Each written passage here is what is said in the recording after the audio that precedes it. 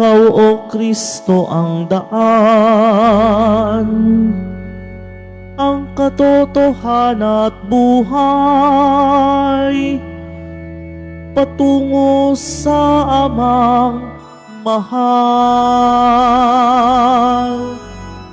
Alleluia,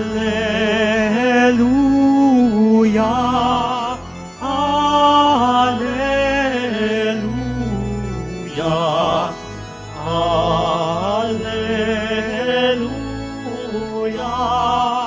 Alleluia.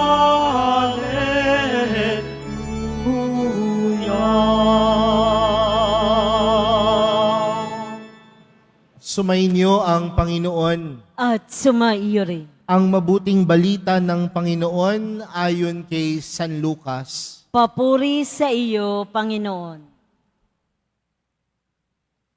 Noong panahong iyon, sinabi ni Jesus, "Kawawa kayo. Ipinagtatayo ninyo ng magarang libingan ang mga propetang pinagpapatay ng inyong mga magulang.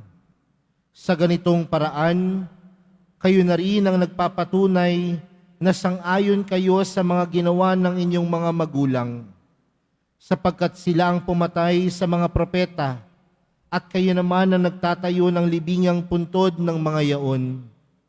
Dahil dito'y sinabi rin ng karunungan ng Diyos, magsusugo ako sa kanila ng mga propeta at ng mga apostol. Ang iba'y papatayin nila at uusigin ng iba. Sa gayoy, lalagpak sa lahing ito ang parusa dahil sa pagpatay sa mga propeta, buhat ng itatag ang sanlibutan. Magmula kay Abel hanggang kay Zacarias na pinatay sa pagitan ng damba ng sinugan ng mga handog at ng gusali ng templo. Sinasabi ko sa inyo, lalagpak sa lahing ito ang parusa dahil sa kanilang ginawa. Kawawa kayo, mga dalubhasa sa kautusan, sapagkat inalis ninyo ang susi ng karunungan. Ayaw na ninyong magsipasok, hinahadlangan pa ninyo ang mga nagnanais pumasok. At umalis si Jesus sa bahay na iyon. Mula noon, tinuligsa na siya ng mga eskriba at ng mga Pariseo at pinagtatanong tungkol sa maraming bagay upang masilo siya sa kanyang pananalita. Mga kapatid, ang mabuting balita ng Panginoon. Pinupuri ka namin, Panginoong Hesukristo. Magsipo mo na ang lahat. Magandang tanghali po sa inyong lahat. Pwede bang batiin ng katabi ng magandang tanghali? Isang bagay po marahil ang tila mahirap tanggapin sa buhay natin bilang isang tao ay kapag merong mga taong tinatama ang ating pagkakamali. Kapag meron pumupuna sa mga bagay na ating ginagawa, minsan pa nga sinasabi natin, bakit mo ko tinatama? Sa tingin mo ba yung buhay mo karapat-dapat na itama ako? Tila ayaw nating tumanggap ng pagtutuligsa. Ayaw nating tumanggap ng pagtatama. Dahil una sa lahat, ayaw nating tumanggap ng pagkakamali.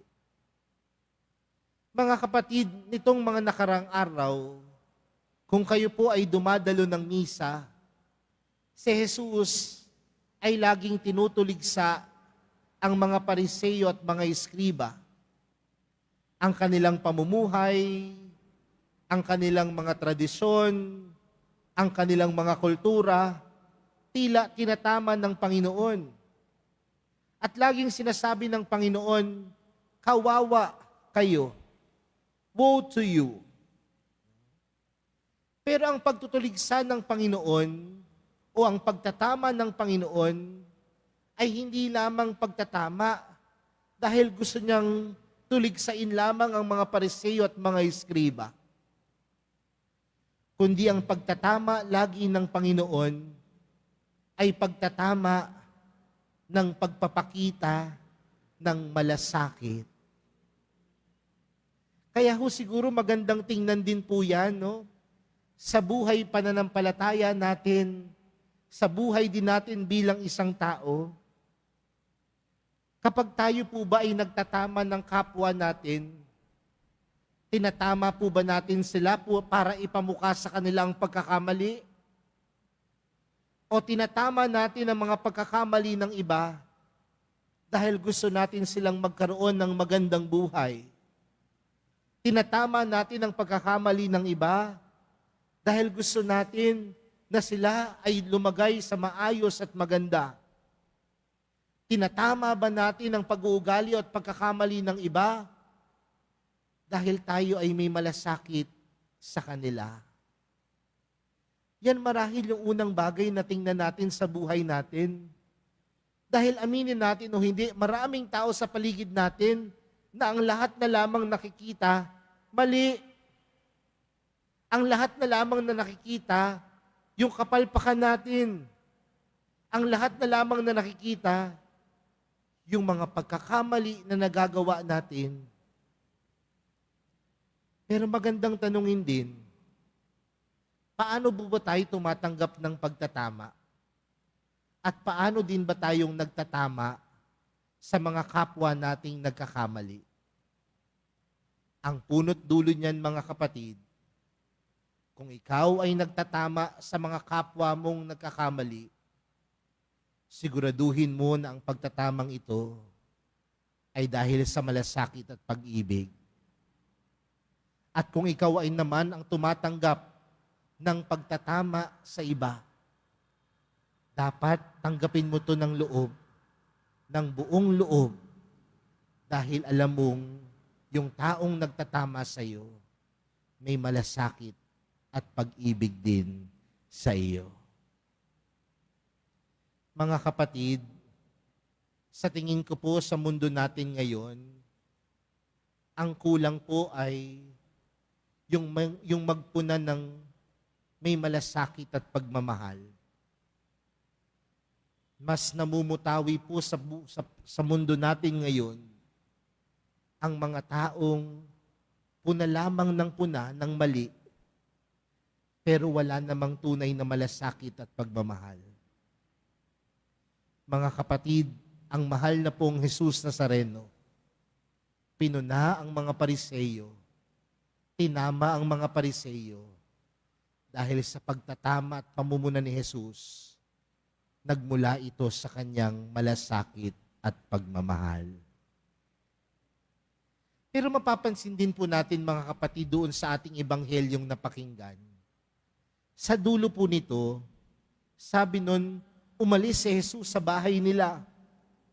At mula noon, tinuligsan na siya ng mga eskriba at ng mga Pariseyo at pinagtatanong tungkol sa maraming bagay upang masilo siya sa kanyang pananalita. Minsan, kung sino ang pumupuna at gumagawa ng tama, yun ang hinahanapan ng mali. Kung sino pa ang nagsasalita ng mabuti at tama, yun pa ang hinahanapan ng butas upang masilo, upang masira. Pero tandaan natin, mga kapatid, kahit napakaraming bagay na ibinato nila kay Jesus, ang Panginoon hindi nasilo. Kahit maraming pagtutuligsa ang ginawa nila sa Panginoon, ang Panginoon hindi natinag. Bakit? Dahil may paninindigan si Jesus sa kanyang pananalita. Dahil ang kanyang pananalita ay nakaugat sa tama at mabuti. Kaya mga kapatid, kung ikaw ay nagtatama, huwag kang matakot. Kung ikaw ay pumupuna sa mga mali sa iyong paligid, huwag kang matakot na balikan ka.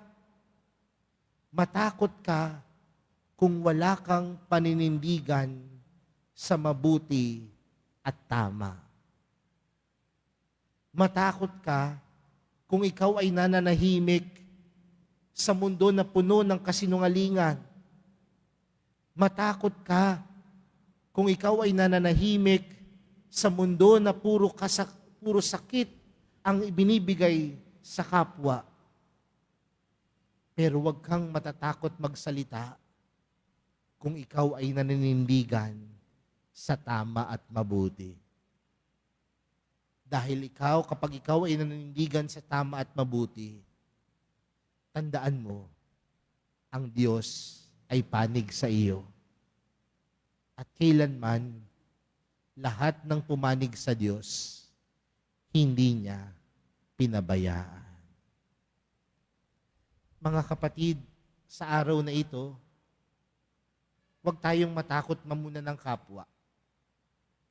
Huwag tayong matakot magtama ng ating kapwa kung ito ay nagmumula sa malasakit, kung ito ay nagmumula sa pagmamahal.